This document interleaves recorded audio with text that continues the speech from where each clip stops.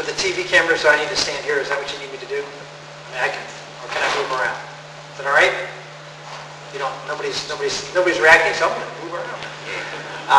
Thank you very much, Bob. I appreciate it. Thank you all for being here this afternoon, and appreciate the opportunity to join the family leader and Bob David Platz and Chuck Hurley for putting this together, not just for me, but for all the folks who are considering running for President of the United States. It is a great opportunity, and I will make a few comments and then look forward to your questions that are of concern to you.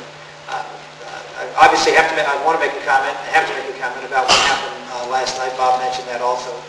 That is a wonderful thing for our country. It shows that Osama bin Laden was wrong. He made a comment after the fall of the Soviet Union, and he said that there were two great superpowers that were in our way, in his way, in the jihadist, radical Islamist way. And he said he said, we have defeated the tougher of the two, the Soviet Union. And now it's time to go after the weak, effeminate Americans, and they will be the easier of the two to get rid of. And I think we've shown that our medal was a lot tougher than he anticipated, and that we will be vigilant. The jihadists believe that they will outlast us. They believe that Americans are soft. They believe Americans only care about their stuff. They're materialistic. They look at us from the standpoint of a culture, and they see a culture that, in their opinion, is weak, and one that is not committed to faith, as they are. And they believe that by continuing this jihad against the United States, against the West, that as long as they're persistent, Americans will eventually tire and go away.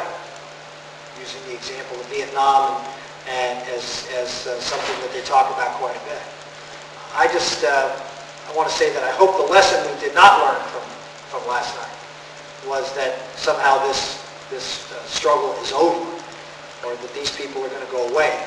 The folks in the Middle East, in particular in the Islamic world, think in longer stretches of time than Americans do.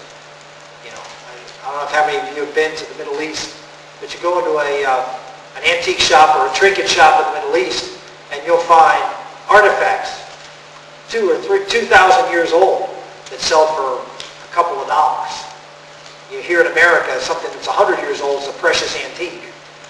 So we have a very different time understanding than people in the Middle East. So the idea of us in America is we're sort of a push-button, tomorrow kind of attitude. They're willing to stand and wait it out. Well, in this case, we have to have the courage of our convictions, and we have to have the stick-to-itness like we had in getting bin Laden and subduing this threat that is to our country. So that's the message that I would say, that a lot of work is yet to be done, and we have a responsibility for future generations to continue to engage. Bob had asked me to come here and, as others, to lay out a vision for the family, lay out a vision for our country with respect to some of the moral cultural issues that we're dealing with. And unlike some folks who are running for president and some folks who are considering running for president, I've taken the attitude that we need a candidate on the Republican side who can talk about all those issues. All of them are important issues. There are some that are more current with respect to, obviously, the Middle East and what's going on last night. You need to talk about those issues and lead with those issues because they are issues that are important to our country today. You need to talk about jobs and the economy. You need to talk about the huge debt that we have and the deficit that we have this year. You need to talk about the enormous size of government.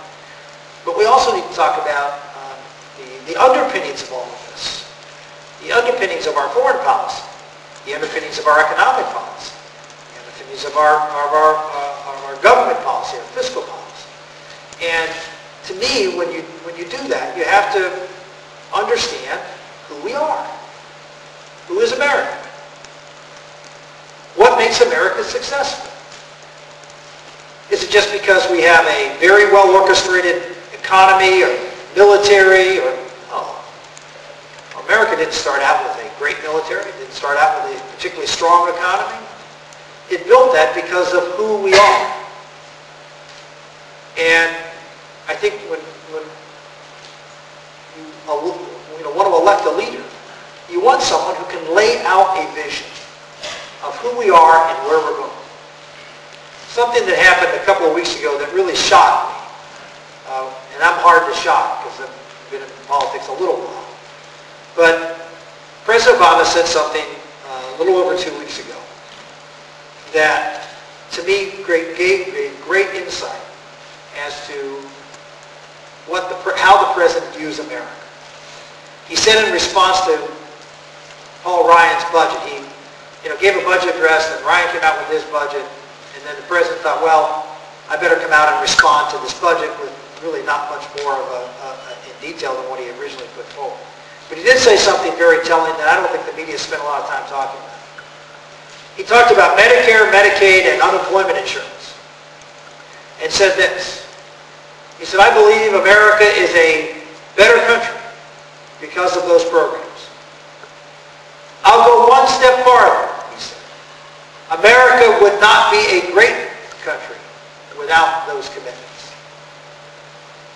So the President of the United States 2 weeks ago said that prior to 1965, America was not a great country. That is a president who doesn't understand America. That is a president who doesn't understand that America was founded great. Were we faithful to our founding at the beginning? No, in many respects we were not. But the principles upon which we were founded were great and have stood the test of time and have made us the greatest country in the history of the world, have made us exceptional. What are those principles? Lots of people in America today call themselves constitutionalists. And the Tea Party folks and conservatives are out talking about the Constitution, the Constitution, the Constitution. The Constitution is an amazing, incredible, great document. And it is, in fact, our roadmap as to how to run our country. And it is, in fact, something we need to be faithful to. But it is the how, not the why. The why, or the what is America about, comes in another document, not the Constitution. And that is the Declaration of Independence. The Declaration of Independence gives all of us, I don't know if some of you in the military, something called the commander's intent. So when you issue orders all the way down the chain of command, as long as you understand from the commander what the vision is, you can interpret those orders based on the vision. Right? Well, the vision is important. We know biblically, without vision the people shall perish. So the vision that America's founders laid out was just as important as the document as to how we're going to implement the processes of government. What was that vision? To me, it's encapsulated in one sentence.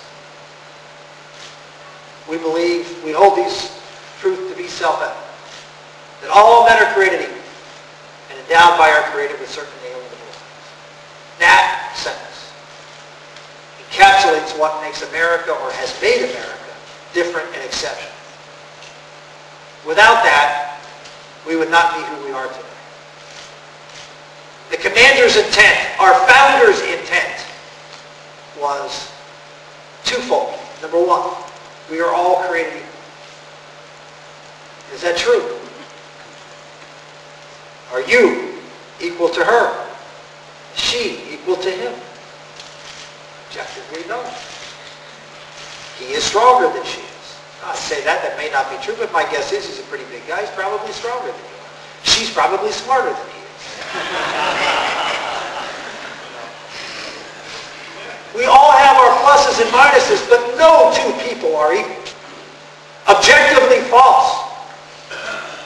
So why do we continue to maintain? I mean, you have people, everybody in America agrees with this. We're all equal. Well, upon what basis did our founders say that we're equal? Because we're equal in the eyes of God. That's how we're equal. Foundational. America is equal because our founders understood that in the eyes of our Creator, He creates us all equal in value.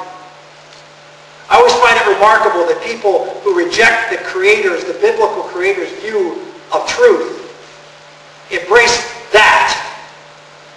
They embrace equality, but they won't embrace anything else that the Creator says is true. So we are people created equal, of equal value. And that value, that equality of value comes from what?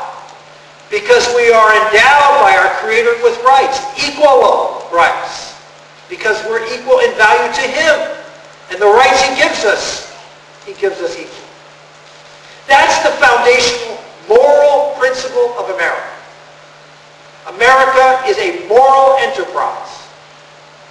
It is founders who believed and understood in the integrity of the individual and this concept called liberty. Right? We're endowed by our Creator with certain inalienable rights. What are those rights? Life. Sleep. Liberty and the pursuit of happiness. Are they in any particular order for a reason? You ever think about that? Could they have said happiness, liberty, life? Liberty, life, happiness. Could they have mixed them up? Why did they put them in that order? Because they're foundational. One builds upon the other. Obviously, if you don't have life, if you don't have a right to life, what's the point of liberty? You can't be happy, you're not alive. So unless you have the right to life, it's foundational. And then of course, life is maximized, is because we've been given rights, the freedom to use those rights, liberty to use those rights will produce true happiness. Right? But see, we have a different concept of freedom today than our founders had. Different concept of liberty. What you hear from the left in America today is freedom means license. To do whatever you want to do. That's freedom. Well, that's not how our founders saw freedom.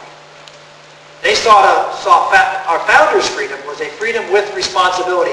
Not the freedom to do what you want to do, but the freedom to do what you ought to do. That is ordered freedom. Doing things that God is calling you to do will produce true happiness. Again, another moral enterprise. We were going to set up a government that was limited to allow free people to pursue their happiness in an ordered way so they could provide for themselves, their families, serve their God, and their community. It was a huge gamble. Never been done before. Instead of having rights come to the king, God gave right, the divine right of kings, and then the king would order society, would put classes of people here and here, depending on who he thought could do the best. No top down. Bottom up. Free people. And we would trust that those free people could build a just society. If they were virtuous and motivated by faith, as John Adams said, our Constitution was made for a moral and religious people. It was wholly inadequate for the governments of any other. So faith and virtue was essential. So for any candidate for office to come up and say, we need to put the moral issues aside, is to say, well, we need to put America aside. And we just need to worry about stuff. Money. Americans, all they care about is money? No. You need to paint the vision. Where are we going with this? What's the point of this? The point of this is to rebuild America how our founders built America. Trusting in you again. Now, is that hard? Yes. Are there people who are now dependent and addicted to government programs to take care of them and their needs? Yes. Are they going to get less of that? Yes. Is that going to be hard for some people? Yes. But that's the vision. Because it's going to create more freedom and more opportunity. And you know what? We used to believe that that would actually create a better and more prosperous America, and overall people would do better. That's what we believed. That's what our founders believed. That's what your ancestors believed. But we've had this infection, socialist infection from Europe. What is socialism? But pretty much the old ways of Europe. My grandfather came out of this country. He had a great job in Italy, but there was a guy named Mussolini running the country. He decided that security was not worth his freedom. So he left that country, came here. Why did he come to America? He came to America because of freedom. He ended up working in the car factories in Detroit, lost his job at the Depression, brought his family over in 1930 to western Pennsylvania to work in a coal mine, a deep mine, which he did till he was 72 years old. And he never regretted a bit. Never regretted a bit. Because he knew he could leave his family better off. That his country allowed him the opportunity, this country allowed him the opportunity to pursue his dreams, to raise his children with faith, to give them the virtues that they need to be good Americans, to teach them the English language, all of those things. And here you have a first-generation American. My father was born in Italy. First-generation American who was in the United States Senate, and he's thinking about running for President of the United States. That's how great a country this is, because of freedom. So what we need to focus on is, how do we take these principles and apply them to today's problems? And the answer is pretty simple. We need a president who believes in you. We need a president who says that we don't need, and in fact it's dangerous, to pass a health care program that takes care of everybody, that takes your resources and then decides what's best for you. Not just people on the margins of society, but everybody in society. We need someone who understands that government, taxes and spending and control of people's lives and huge deficits are mortgaging the future of our country. And that we need to have responsible leadership that says that we are going to back off government. Why? Because what we're doing now with Obamacare and Dodd-Frank and TARP and big spending programs and some of the existing entitlement programs, we're making people dependent. We're making people feel entitled. I'll give you one story and then I'll take questions. I was in the green room at Fox. I used to be a Fox News contributor. I was in the green room of Fox a few days after the Massachusetts election last year, and the president decided to move forward on Obamacare. I was amazed because I thought, wow, we just won a Senate race in Massachusetts. Polls are 60, 70% against Obamacare, and the president just decided to pass the Senate bill in the House, jam it down the people's throats. I was stunned. I said, this is hubris beyond belief. And I ran into Juan Williams, the now famous Juan Williams, in the green room, who was, there to give the Democratic talking points. And so I told him this. I said, what are you guys doing? This is electoral suicide. And his answer was, let me tell you what my folks in the White House and the Congress are saying. They're saying, number one, we believe Americans love entitlements. And number two, once we get them hooked on this entitlement, they will never let it go. That's how they see you, ladies and gentlemen. They see you as someone to get hooked, someone to become dependent upon them for your well-being, someone that needs them, someone who doesn't trust themselves anymore, someone who trusts someone else to provide for them. That's their vision for America. That's why Barack Obama says, when asked whether America is exceptional or not, he says, well, no more than the British believe they're exceptional or the Greeks believe they're exceptional. Because he sees us all, as he said before, as not a great country until the government started doing things for you. That's his vision. You don't want to know why this election is the most important election of your lifetime? Because it is that tipping point.